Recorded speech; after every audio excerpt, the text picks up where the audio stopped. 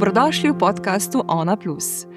Danes v studiu govorimo o samopodobi mladostnikov v času digitalnih skušnjav in vse pogostejšega spletnega nasilja.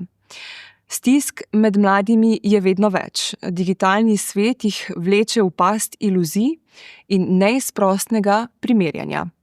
Ker se zavedamo resnosti problema, predvsem pa, ker si želimo konstruktivnih sprememb, smo v goste povabili dr. Dana Podjeda, antropologa, pisatelja in predavatelja, ki je prepričan, da je telefon človeštvu prinesel mnogo dobrega, a nas zasvojil do te mere, da smo pogosto pri uporabi težko zdravorazumski. Z nami je tudi dr. Lucija Čevnik, avtorica več knjig, profesorica, predavateljica in svetovalka, ki pravi, da so otroci naši najboljši terapevti, učitelji, čeprav smo sami pogosto prepričani o nasprotnem. Pozdravljena oba. Lep pozdrav. Ja.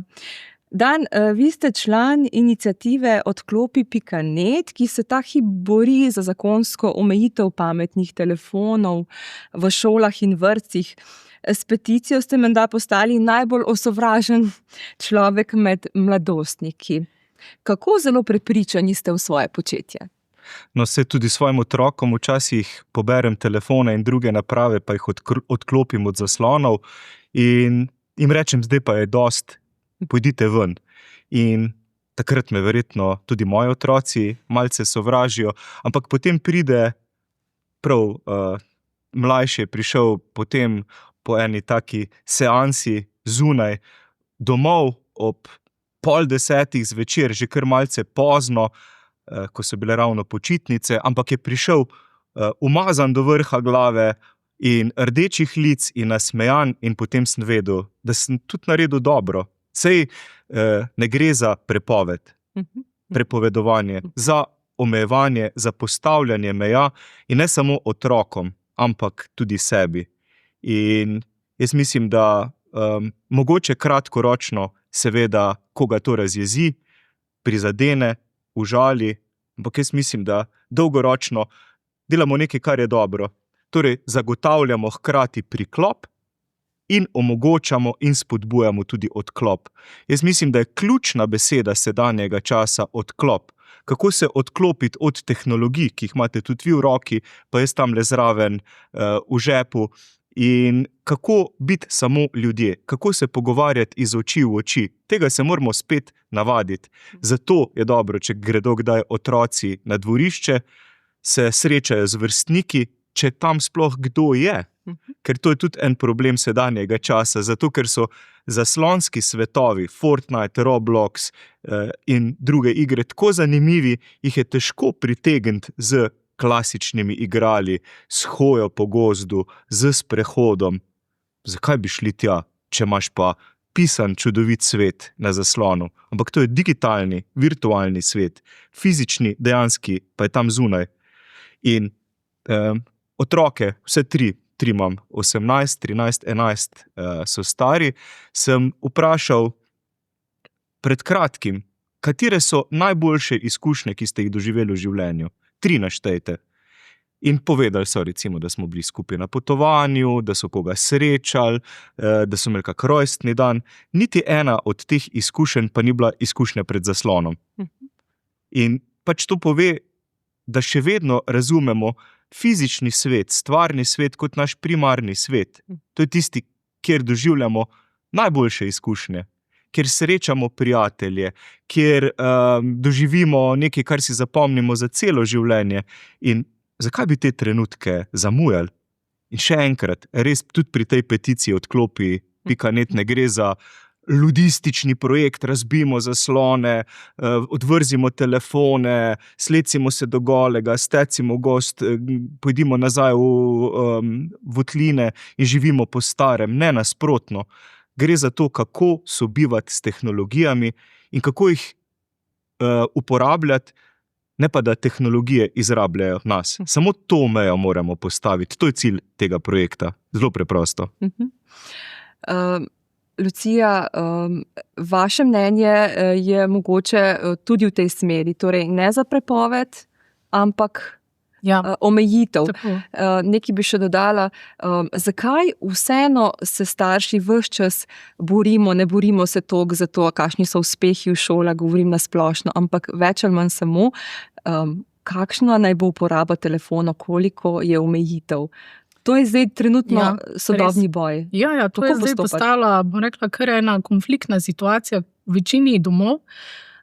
In jaz sem seveda tudi za omejevanje teh naprav, ampak zanimivo, tudi ta peticija, ki ste jo dali v javnost, se mi zdi, da je velikokrat napačno razumljena. Ljudje veliko govorijo o popolni prepovedi. Nikjer pač tega ne piše, jaz sem niti v poleg peticiji. brata, in dejansko je velikokrat malce kontradiktorno vse skupaj predstavljeno strani medijev in zato tudi, tak zdaj strah in spet polarizacija Slovenije, na eno in drugo stran.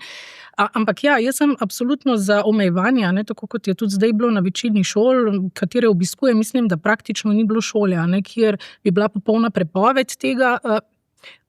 Ko govorimo seveda o osebni rabi telefonov v šolah, se mi zdi čisto normalno, da otroci nimajo tam kaj početi s telefonom, ampak še vseeno je tu neka avtonomija učitelja, če se odloči uporabiti elektronske naprave. In tudi sama sem bila na nek način pobudnica tega, da so otroci poskušali razumeti sam ta jezik elektronike.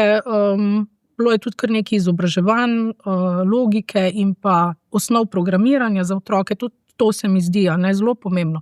Zdaj telefon lahko je orožje proti sebi in proti drugim, ko govorimo o medvrstniškem nasilju, o zasvojenosti, po drugi strani pa je lahko odlično tehnološko orodje. Zdaj pač, kaj bomo otroke naučili s tem početi?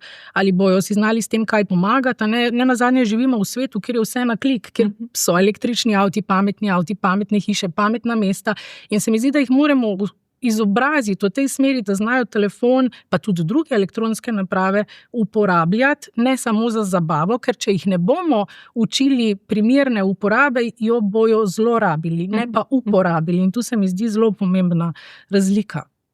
Če smem dodati samo še nekaj v zvezi s to peticijo, prav zato se tudi zavzemamo. Več znanja računalništva, informatike, več algoritemskega razmišljanja, več znanja o ChatGPT-ju in drugih velikih jezikovnih modelih. Več tega v šolah nujno. In še nekaj so mogoče tudi spregledali tisti, ki pač kritizirajo ta hip peticijo. Govorimo o uporabi zasebnih telefonov v šolskem okolju. Če šola potrebuje to vrstne naprave, ne jih bodi si nabavi, bodi si starši doniramo svoje, zato da jih razstavijo, ne vendar pogledajo, kaj je v tej črni skrinjici, ki jo nosijo v žepu. Če si date pa v žep telefon, pa zato niste bolj digitalno pismeni. Ravno nasprotno. Mogoče vas ta naprava celo poneumlja, digitalno. In če se sam še vrnem, zakaj so zdaj ta bojišča doma, tudi to se mi zdi eno zelo pomembnih vprašanj, zato ker tudi sama pri svojem delu se srečujem tako starši kot mladostniki in to je zdaj res postala ena taka pereča tema v vseh domovih in družinah. Ampak problem je to, zdaj vsi govorimo o mejah, dejstvo pa je, da je zelo veliko staršev in to je pač taka je realnost. Teh mej ne zmore in ne zna postaviti. Kako zdaj postaviti mejo? Ja, vem, da moram mejo postaviti, ampak koliko je staršev, ki tega dejansko ne zmorejo? Pa niti sebi ne znamo postaviti meje. V prvi vrsti sebi, mi smo noter. Otrokom pa tako ali tako. Ampak kako, recimo, vi kot strokovnjakinja, kaj bi priporočali? Res je, veliko staršev se tudi name obrnilo ravno s tem vprašanjem. Ves čas se borimo samo okrog, ali pa pogovarjamo okrog telefona. Zdaj, težava je kar kompleksna. Ne začne se zdaj to pri najstništvu, ko otrok začne vedno bolj uveljavljati svojo voljo, svoj ne, svoj jaz. Zdaj, če ni bilo nekega stika, če ni bilo odnosov, ki zadovoljujejo psihične in čustvene potrebe posameznika, ni bilo neke zdrave avtoritete in predvsem tega stika, potem je to v najstništvu praktično nemogoče narediti. Lahko mu vzamete telefon, ampak se vemo, kaj to pomeni. To pomeni, da smo začeli vojno. In ta vojna bo trajala, sploh če imamo otroka z močno voljo. Zdaj, kaj narediti? Zdaj, preden da dam otroku telefon, in za vse starše, ki tega še niso naredili, je to v redu priložnost, da razmislimo tako o pravilih uporabe, pa ne samo o pravilih, kar pogosto pozabimo, so tudi za posledice. Torej moramo imeti oboje in otrok mora oboje poznati. Mora poznati in pravila in posledice. In to nekako z njim skupaj predebatirati, dogovoriti in najboljše je napisati kot neko domačo pravno shemo, če lahko temu tako rečem, naj se otrok podpiše in potem je starš dejansko res samo izvrševalec tega. Ne? Kot policaj, ko te ustavi, ko pripelje 60 na coni 50, on se ne ukvarja z moralno dilemo, kako kazen bi vam dal, ali bi bilo prav, da bi vam dal kazen, ampak če imate vozniški izpit, pomeni, da znate uporabljati avto, veste, kakšna je omejitev in to je bila vaša odgovornost. Vi ste prekoračili, torej vam sledi kazni in to je to. In podobno je s temi pravili in posledicami. Torej, taka so pravila, če si prekoračil, je tvoja odgovornost, da pač nosiš posledice in jih tudi naprej poznaš. Torej, sam si izbral.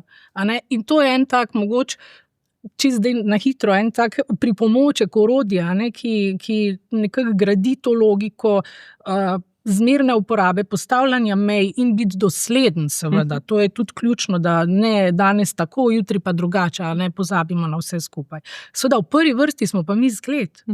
In vedno je to, kako se bomo povezali z otrokom.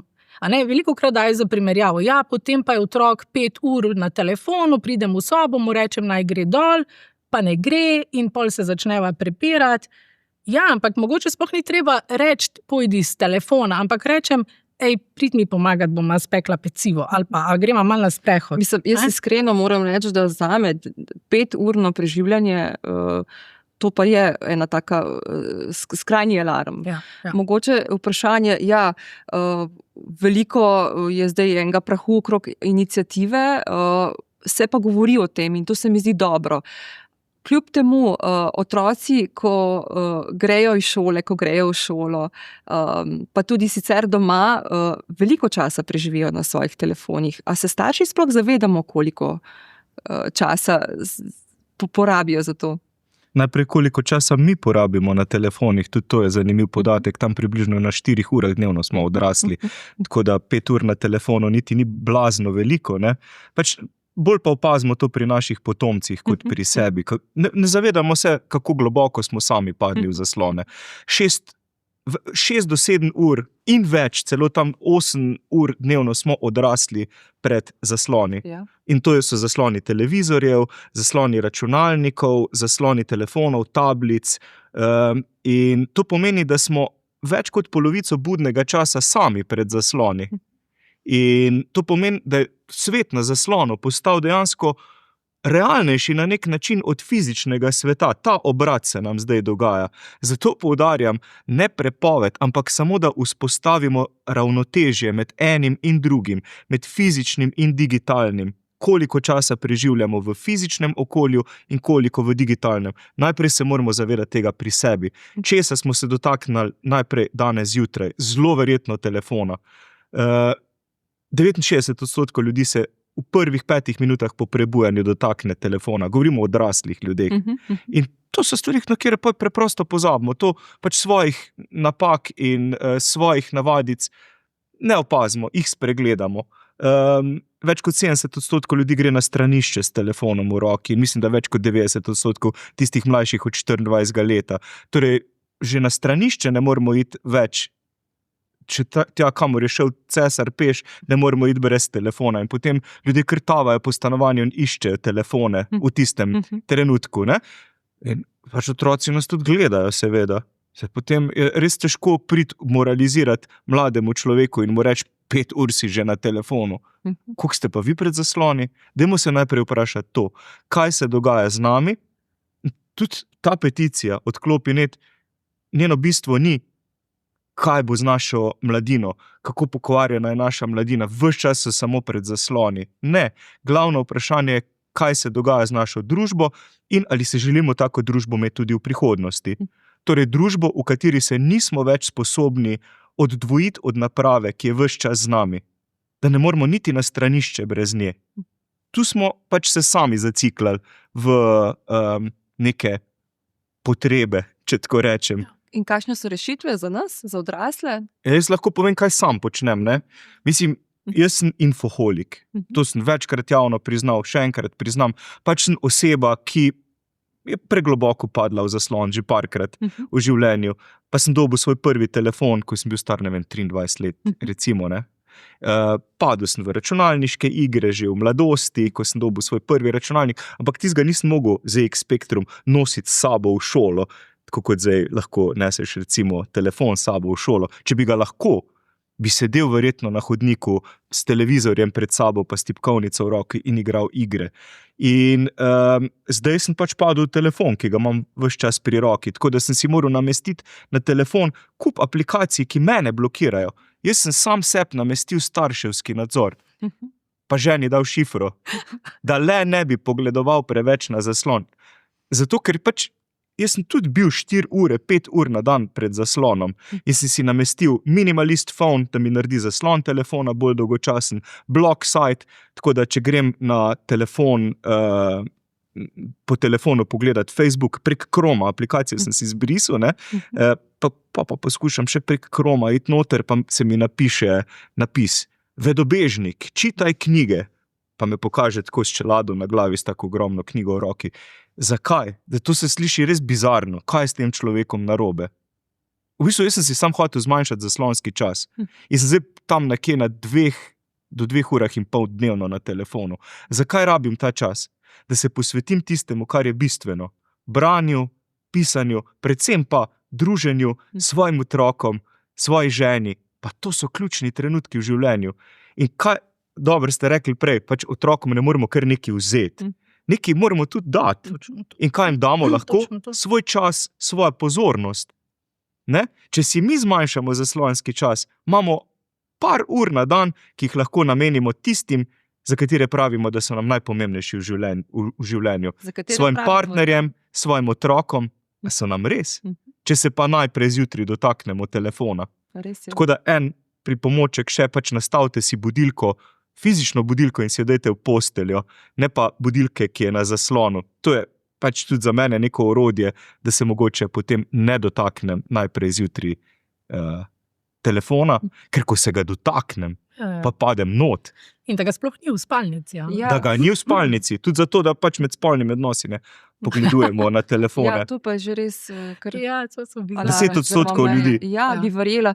Ampak mogoče, če tle še sama dodam, res da je moja hči bo šele najstarejša 10 let, ampak mi imamo nek kotiček, kjer so zapisane stvari, kaj lahko počnemo v prostem času, kam se lahko odpravimo in kaj lahko počnemo tisti dan, če nam je dolg čas, v smislu, da se lahko gremo družabne igre, lahko spečemo pecivo, lahko imamo glasbene urice, lahko imamo plesne urice, lahko imamo filmski večer. Na koncu so te stvari tiste, ki nas povezujejo in odmikajo od tega. Ne? Tako da bi se strinjala z vami, ja, da je ta čas, ki ga imamo s tistimi, ki jih imamo radi, pomemben.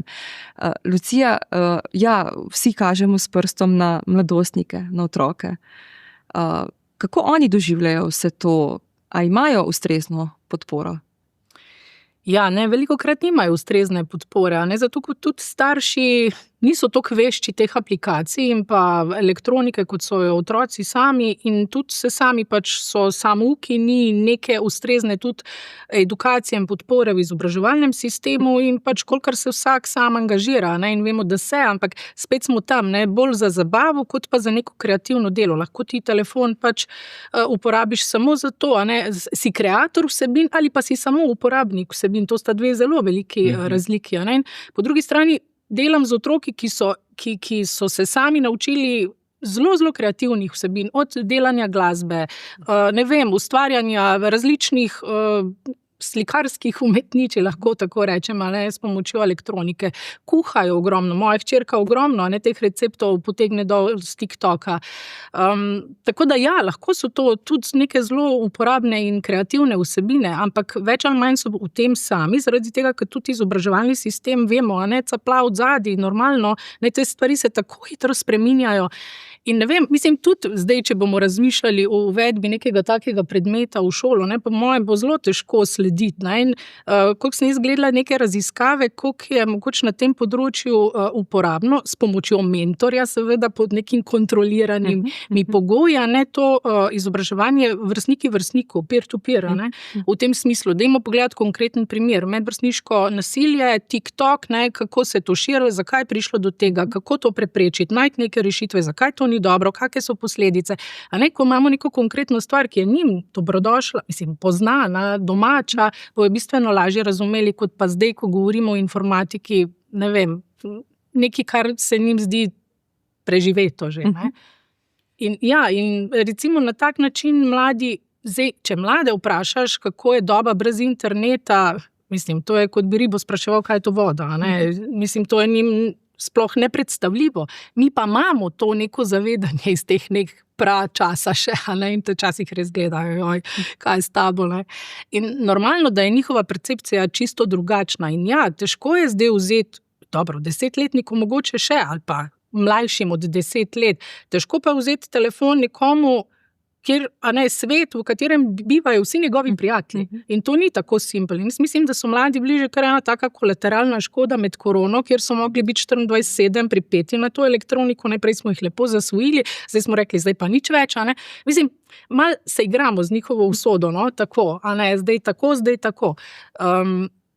Ob tem, ko jim ne dajemo nekih res konkretnih rešitev in seveda tudi sami ne znamo, v prvi vrsti, kot smo začeli, mi smo zgled, ampak zanimivo, zdaj govorimo, otroci so vedno simptom, jaz vedno rečem, oni so lakmusov papir družbe, ko pogledamo njih, vidimo, kaj se z družbo dogaja, ampak stopimo korak nazaj, kaj pa starši, mi sicer govorimo, da smo imeli super otroštvo, pri nas je bilo vse ok, ampak kako za vraga ne znamo postavljati mej, zakaj pa nas, mislim, vsaka generacija ima nek svoj manko, ima neke ovire, neke izzive, ki jih mora rešiti in tudi seveda z mladostniki je tako in ja, skupaj moramo nekako najti neke omejitve. Po drugi strani pa sem tudi malo jezna, da vse te korporacije, ki pa sejejo ta strup, pa, tam pa, mislim, če bi rekli, če to ni dobro, pa dajmo to prepovedati, ampak vidimo ta poskus, kaj je bilo v Ameriki s tem TikTokom. No, ampak prav tisti, ki pletejo omrežje, na katerih prebijemo po zadnjih podatkih odrasli 5 let in 4 mesece svojega življenja, tisti pač svojim otrokom ne dajo tovrstnih naprav v roke. V Silicijevi dolini, v San Franciscu, opisujejo ti velebogataši svoje otroke v zasebne šole, kjer je strogo prepovedana uporaba telefonov, kjer pišejo po tablah, kjer pišejo v zvezke, kjer berejo iz knjig. Zakaj? Ja, že vejo, zakaj. Se jim je jasno tudi, kako tovrstne tehnologije vplivajo na njihove potomce. Steve Jobs, izumitelj pametnega telefona, ni dal svojim otrokom telefona in tablice v roke. Zakaj? Je že vedel, zakaj. In jaz mislim, da se lahko tudi po njih konec koncev zgledujemo in hkrati omogočimo, da se tovrstni pristopi uveljavljajo tudi v javnem šolstvu. Ne, da gre samo za neko elito, ki si lahko dovoli biti brez tehnologij, ker danes ni največji privilegij biti priklopljen. Kot ste rekli, danes je to kot riba v vodi, ne, da plavaš po tem internetnem okolju. Danes je privilegij biti odklopljen, neviden. A ste kaj videli otroke Marka Zuckerberga zadnje čase na katerem koli omrežju? Ne, ker jih ne kaže. Mi jih razkazujemo, svoje potomce. On svojih otrok ne kaže, svoje zasebnosti ne razkazuje. Svojo vilo na Havajih je ogradil z 2 metra visokim zidom in prek te parcele je prepovedano letati z droni. Zakaj? Zato, ker želi imeti svojo zasebnost. Mi smo pa razdali zasebnost v zelo kratkem času. Zakaj? Za prgišče všečkov, za kup sledilcev in za to, da deli nekdo našo objavo na TikToku. Ja, če se vpraša mene, predvsem zato, ker smo bili nevedni vsem tem, kar se nam je dogajalo. Ne? Omenjali ste, da prepovedujejo te, ki so znani svojim otrokom tehnologijo. Ali drži, da pretirana uporaba tehnologije sčasoma privede tudi do tega, da možgani lahko obdelujejo samo lahke informacije? ne pa več zahtevnih, kar naj bi vplivalo tudi na učni uspeh in na samo učno sposobnost. Je to res? Neka raziskava iz leta 2018, sicer med študenti, je pokazala, že če ima študent med izpitom telefon v žepu, torej ne da gleda na njega, mu bistveno padejo sposobnost koncentracije in so rezultati slabši. Zdaj, kako nas spreminjajo naprave, je tudi zanimivo. Raziskava med londonskimi taksisti je pokazala, da tisti, ki pri navigiranju uporabljajo telefone in druge naprave, imajo slabše razvite centre v možganih za navigacijo v prostoru in spominske centre. Tako da dejansko nas tehnologije spreminjajo, preoblikujejo naše možgane. In pa Kerr, avtor neke knjige z naslovom Plitvine, je že pred časom, mislim, da že več kot 10 leti, pojasnil, da zaradi branja po spletu beremo drugače. Tudi če berete recimo po tablici ali pa po telefonu, na vse zgodaj, ko se zbudite, nek delov članek recimo, se ga ne preberete do konca. Beremo v obliki črke T po zaslonu. Torej na začetku preberemo, potem pa predrsamo do konca. In to ni poglobljeno, globoko branje, ker nimamo pozornosti. In pa še druga stvar, ki jo opažam tudi sam pri sebi, kaj se meni dogaja. Recimo, če imam, tole sem sposodil, če imam neko revijo recimo v roki, tu revije še v redu, ko so kratki članki, ti so že malo predolgi. V glavnem, če imam revijo pa telefon, hkrati, ko sem na kavču, ne morem brati. Sploh, če je to knjiga, ne? Zdaj berem eno knjigo Julia, nadaljevanje, oziroma malo parafraza 1984, iz te ženske perspektive. Jaz te knjige ne morem prebrati. Zakaj? Ker imam pogosto zraven telefon. In se zalotim samega sebe, kako po vsakem prebranem poglavju hitro malo pogledam na telefon, tista dozica dopamina jo dobim, potem pa se posvetim knjigi. Še enkrat, jaz sem odrasel človek, ki se kar naprej bode s tem problemom, da ne morem poglobljeno brati.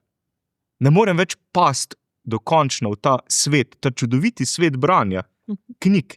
In jaz mislim, da to so pa res lepi svetovi, ki smo jih mi se odpovedali, pa še otrokom jih ne damo.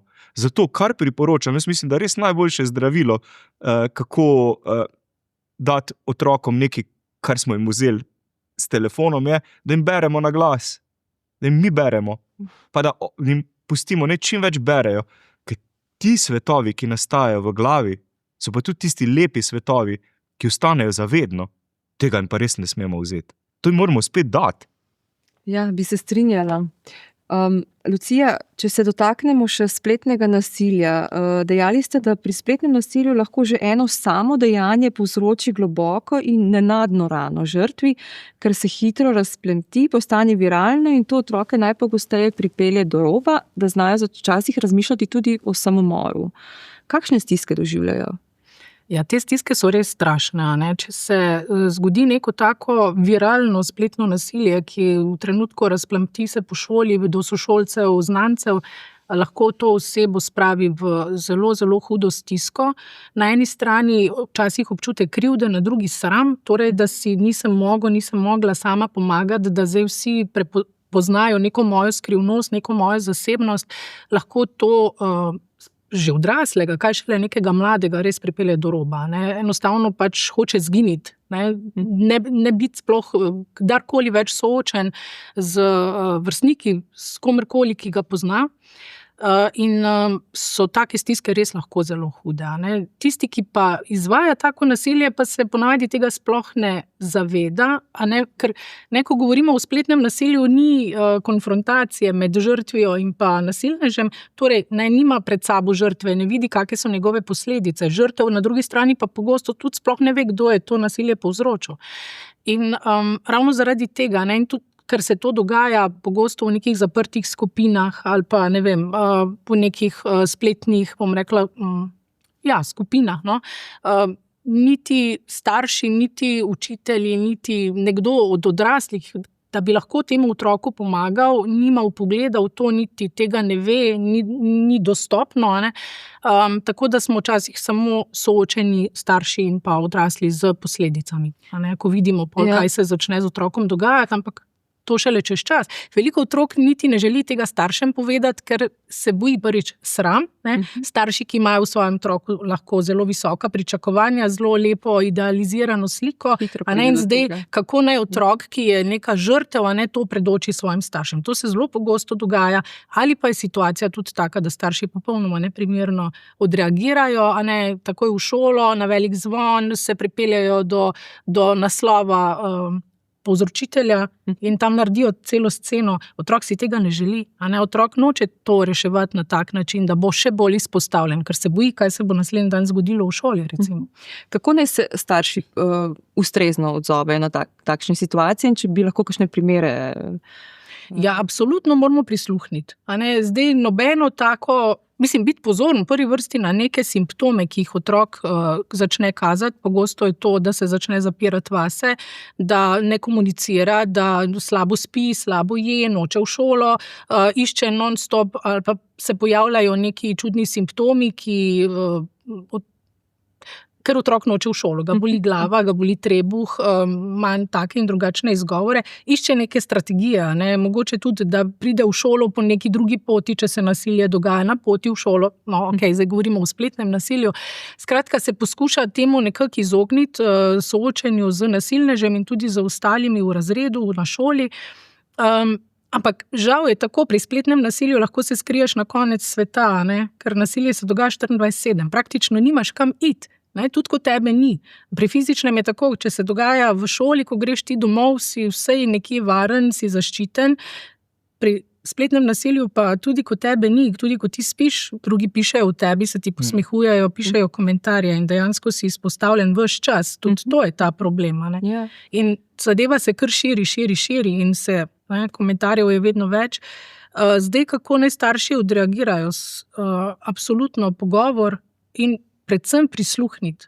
Ne, starši ponavadi seveda želimo pomagati v najboljši možni veri, da delamo vedno dobro, ampak včasih je samo to, da prisluhnemo že dovolj. Torej najprej slišati, potem nekako skupaj z otrokom ga pripraviti na to, da bo se potrebno nekaj narediti, da bo potrebno narediti nek korak, ampak vseeno nekako v dogovoru z njim, iti tako, ali do policije naprej, zadevo predati ustreznim organom na šolo, do razredničarke in seveda mu poiskati ustrezno pomoč. Mogoče v šoli do neke svetovalne delavke ali kako drugače, da ima neko oporo. Zelo otrokom pomaga, če se lahko pogovorijo z nekom, ki je tudi bil žrtev nasilja, takega ali drugačnega. Razumejo, da niso sami, da se ne dogaja to samo njim in skozi to stisko tudi drugega, ki jo deli, nekako se tudi lažje odprejo in spustijo neke stvari. No? Predvsem ta sram. Ta je zelo, zelo močno zakoreninjen.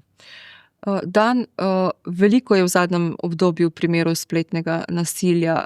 Se o tem veliko govori ali je tudi dejansko? Kakšne imate vi izkušnje na tem področju? To, čemur zdaj pravimo medvrstniško nasilje, obstaja že zelo dolgo. Tudi v naši generaciji, seveda, tudi sam sem bil kdaj in žrtev medvrstniškega nasilja, pač zato, ker smo najmlajši v razredu, verjetno pa med najmanjšimi in si potem tudi zaradi tega priročna žrtev. In za vsakega od teh trenutkov sem vesel, ki so to niso bili tisti najboljši trenutki mojega življenja, ampak za vsakega od teh trenutkov lahko rečem, da sem vesel, da me ni še nekdo zraven posnel in da bi ti posnetki ostali mogoče do danes. Ne? Ker vse to, kar se razširi potem po spletu, kot požar, potem ostane res za dolgo. In zato se mi zdi, da se je to nasilje na ta način potenciralo. Ne, da je več fizičnega nasilja. Jaz mislim, da ga je kvečjemu manj. Mislim, da so tudi in učitelji in ravnatelji bistveno bolj pozorni na to, da se zreducira to vrstno nasilje. Je pa zaradi tega tudi, ker imajo mladi na voljo telefone in druge digitalne pripomočke, več digitalnega nasilja. In te črnice zginejo s časoma. Tiste besede, ki so zapisane na spletu in posnetki, pa ostanejo res za dolgo. In to se lahko potem kar ponavlja in ponavlja in ponavlja. Zato se tudi zavzemamo s to peticijo za omejitev uporabe zasebnih telefonov v šolah.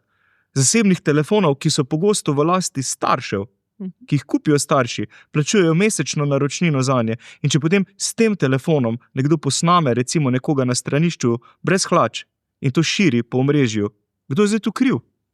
Pač to se je zgodilo na napravi, ki je v lasti starša dejansko. In to so neka tudi nova pravna vprašanja, o katerih se doslej skoraj nismo spraševali. Tudi kot se je zgodilo z ravnateljem v Mariboru leta 2017, lahko bi se že takrat lotili reševanja tega problema. In takrat se skoraj nihče ni spraševal, kdo je ta posnetek ustvaril in kdo ga je delil po omrežjih. Najprej je bil cel halo zaradi tega, kaj je ta ravnatelj storil narobe v svojem kabinetu. In tu pač je seveda tudi na strani medijev, da v takih primerih razumejo, da kdo je žrtev in kdo je storilec.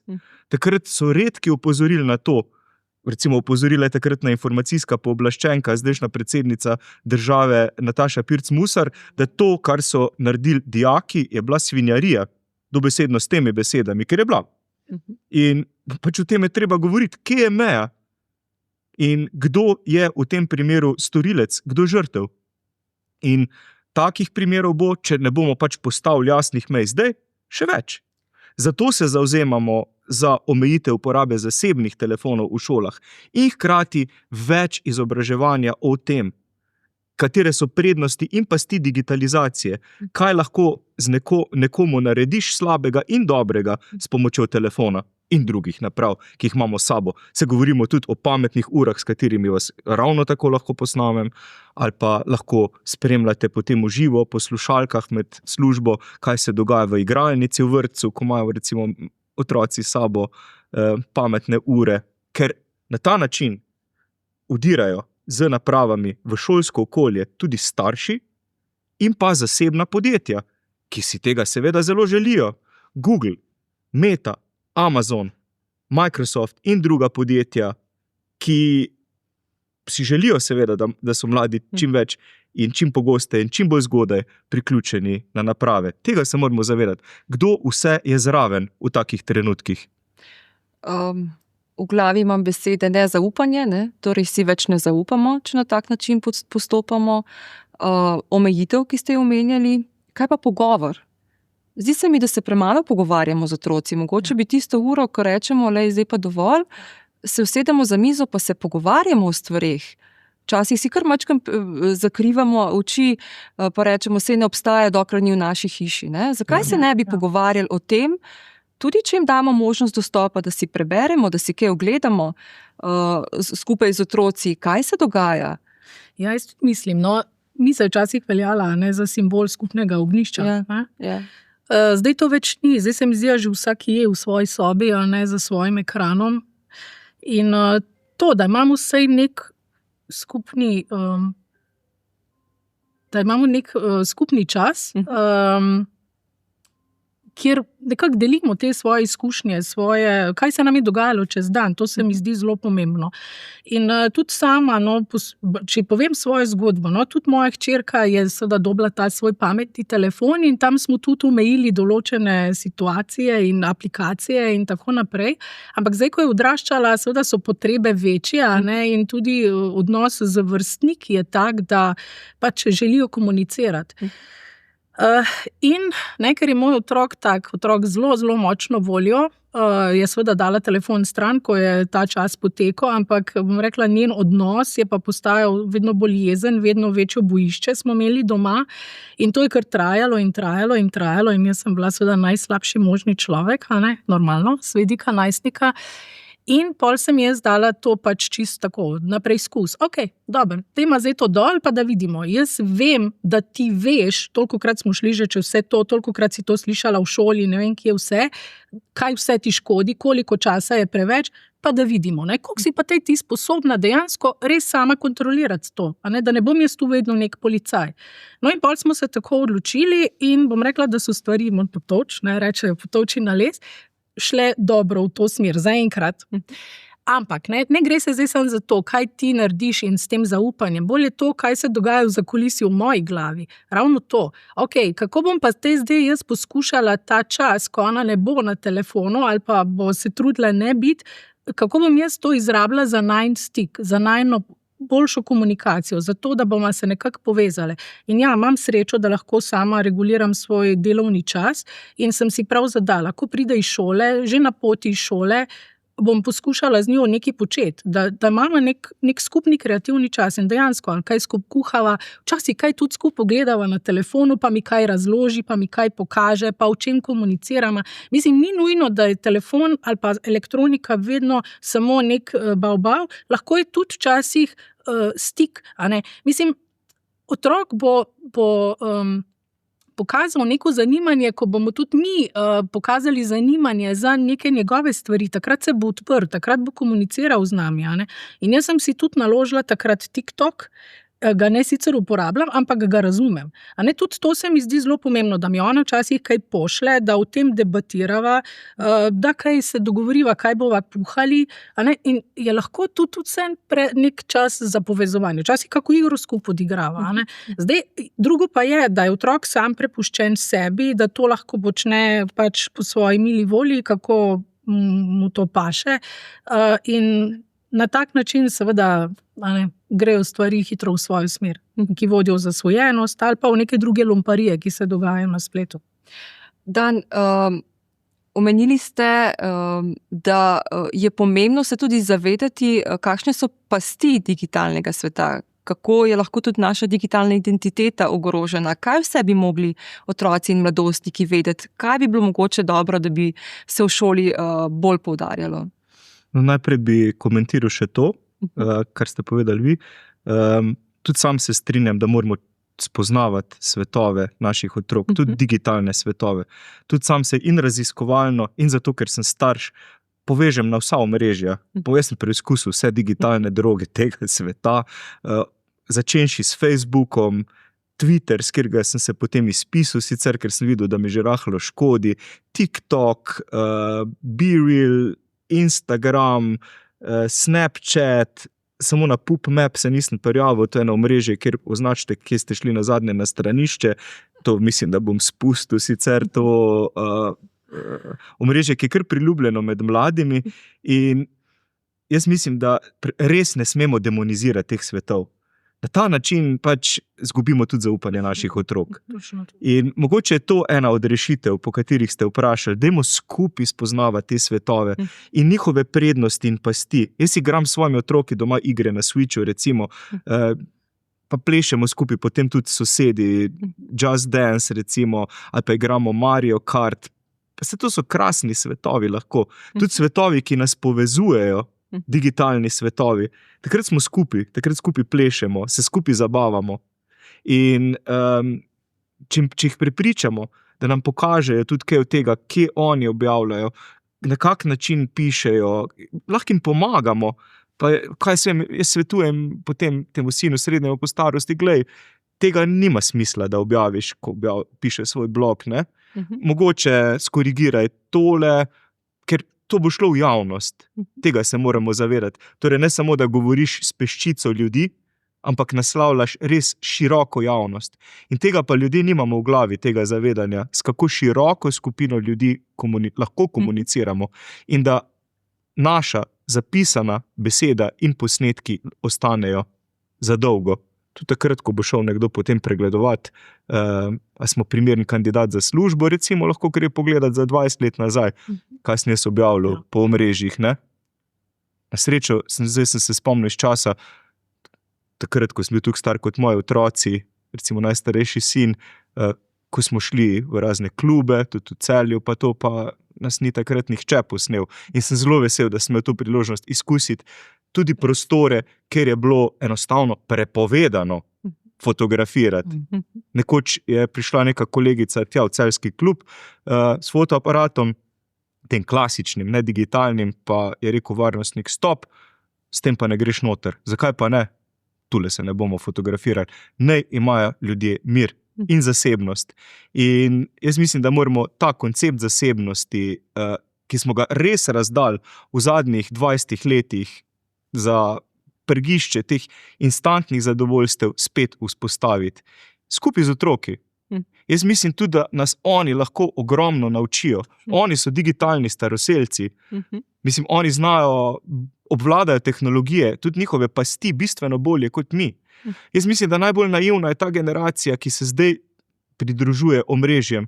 Na Facebooku recimo, generacija starejša od 60 let je najhitreje rastoča generacija na Facebooku in ravnajo res nerazsodno včasih. Recimo, ne vem, mamina prijateljica je objavila fotografijo mame v kopalkah na Facebooku, ker je to objavila javno na zidu moje sestre. In potem je mama kar naenkrat se znašla tam v kopalkah, nisi želela tam biti. Ona je pa mislila, da je poslala na ta način zasebno sporočilo nekomu. Ne? In jaz mislim, da lahko tudi transgeneracijsko vnuki in stari starši skupaj se naučijo ogromno o prednostih in pasteh novih tehnologij. Tako da na ta način, po mojem, najboljš opolnomočimo mlade, da jim rečemo, pa daj pomagaj stari mami, no? Predstavi te tehnologije, povej, kako delujejo, kje se kažejo in kaj se bo videl, kaj bo ostalo od tega, kar stara mama objavlja.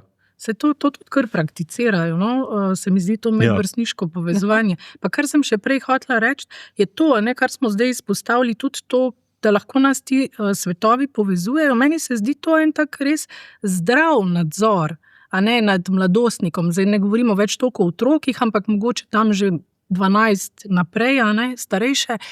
A ne to, da ti otrok pokaže, da ti pove, da ti kaj pošle, da te nekako informira, kaj tam videl, kaj tam počel. Ne? To se mi zdi res en tak zdrav nadzor nad tem, kaj otrok na spletu počne, pa ni to zdaj omejeno na neke take stroge prepovedi in zapovedi in to bojišče, ki smo ga na začetku izpostavili, ampak gre ravno to, za to neko fluktuacijo in komunikacijo, kjer si prenašamo ta sporočila. Ne? Ko jaz vidim, kaj mi pošle, vem tudi, kaj tam počne, kaj gleda, kaj jo zanima, ne? Pa je lahko to nek kreativni skupni čas. Vse vemo, ne?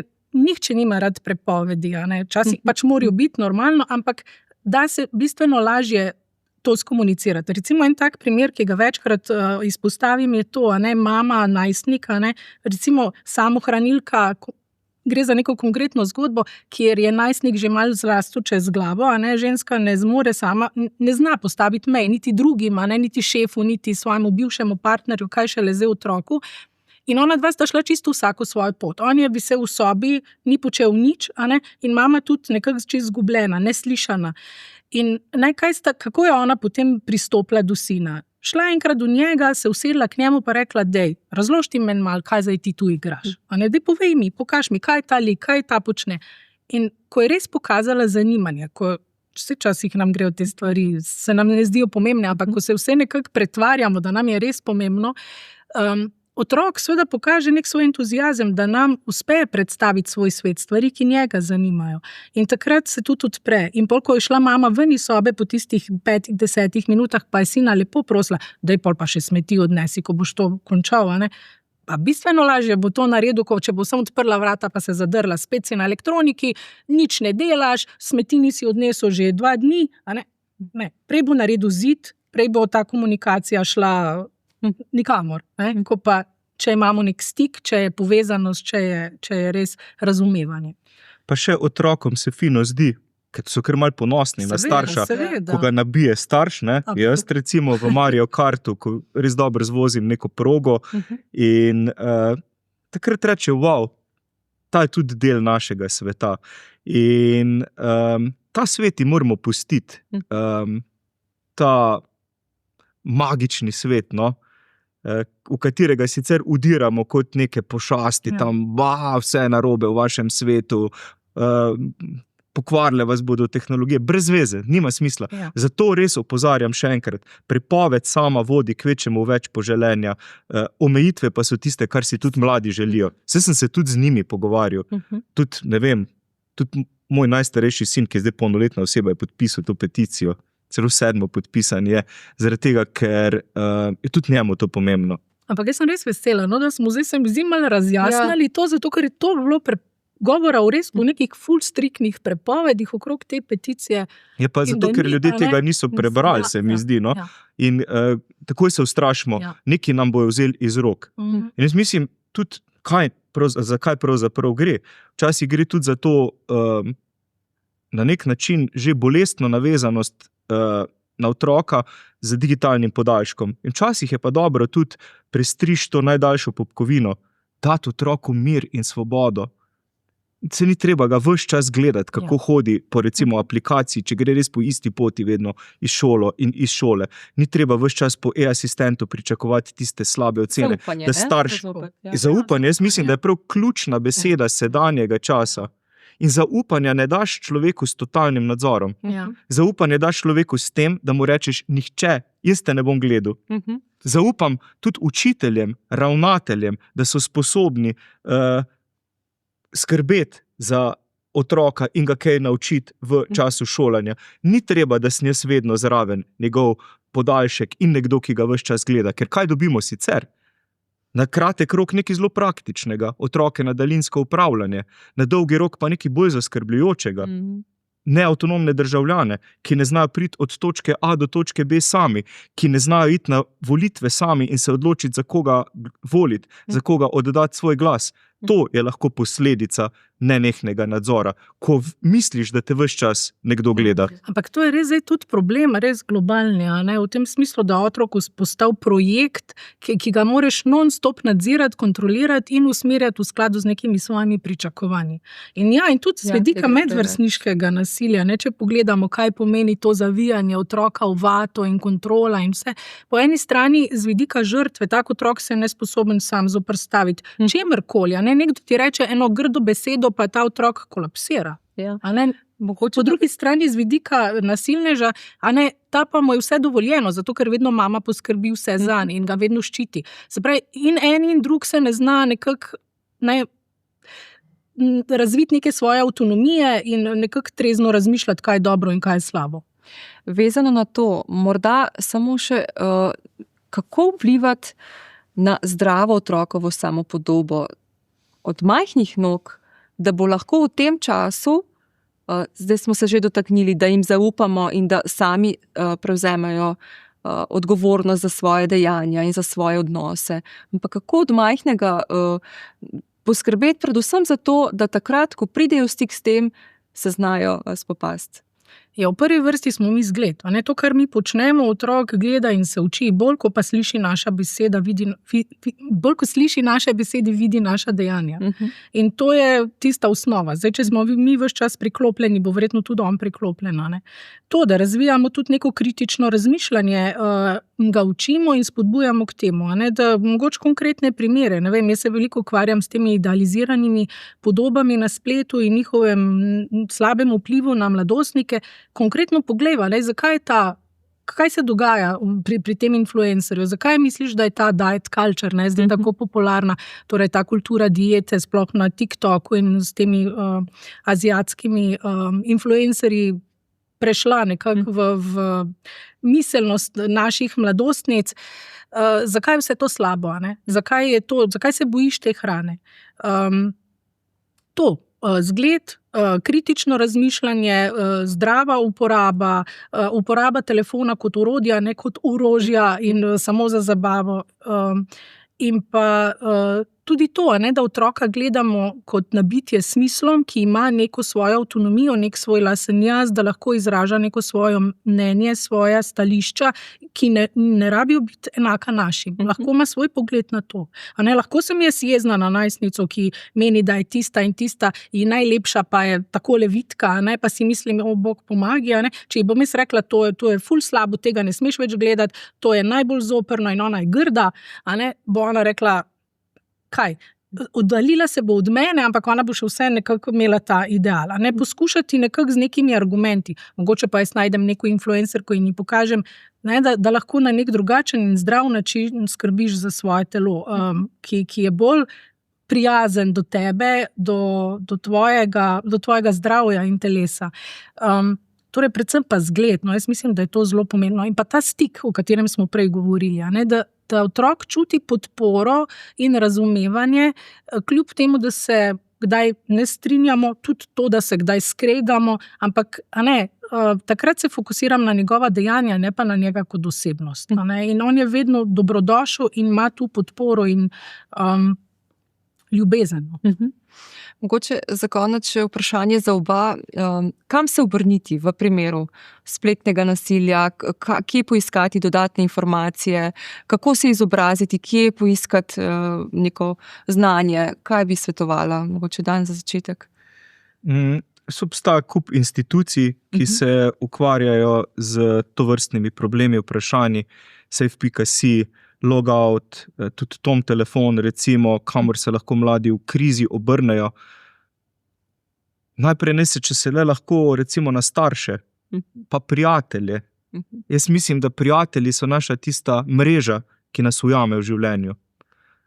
Ampak problem je, da tudi zato, ker imamo vse več navideznih prijateljev na Facebooku pa drugih omrežjih, izgubljamo dejanske prijatelje, ker za prijatelje se je treba pa čas vzeti. In časa nimamo, ker smo pred zaslonom in tam kopičimo število navideznih prijateljev. Tako da zato je zelo pomembno spet uravnoteženje med fizičnim in digitalnim svetom, da imamo še vedno tisto peščico prijateljev, ljudi, ki jih lahko kadarkoli pokličeš, kadarkoli. In se mogoče ti ne bojo vedeli, kaj svetovati, te bojo pa vsaj poslušali. Te ljudi potrebujemo. To je bistvo človečnosti pravzaprav, človeka. Lepo. Ja, tudi jaz se strinjam. Predvsem je dobro, da smo starši vsem tisti prvi pa najbolj močen temelj, kamor lahko otrok se zateče, kadar se mu zamaja njegov svet. In zato je pomembno, da znamo prisluhniti, da znamo kdaj biti tudi tiho in sem poslušati, mu dati prostor, da se izrazi.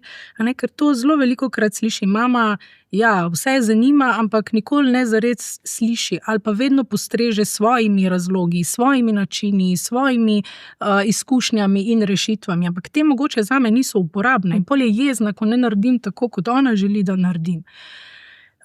Jaz mislim, da so mladi danes zelo so inteligentni, zelo znajo biti tudi empatični, če jim znamo pristopiti na pravi način. Še vedno tudi, če so nekako ujeti v te zaslone, ko jih nekako zbezamo ven, vidimo, da so čist super ljudje, čisto sposobni dobro komunicirati in se izražati in biti prijazni. Samo moramo znati nekako pristopiti. Ne s tem osovraženim, vse je narobe z vami, to, kar počnete, ni dobro, ampak poskušati pogledati stvari tudi z njihove perspektive. Zato, ker se mi zdi, da velikokrat to počnemo. Gledamo na njihov svet skozi očala našega časa.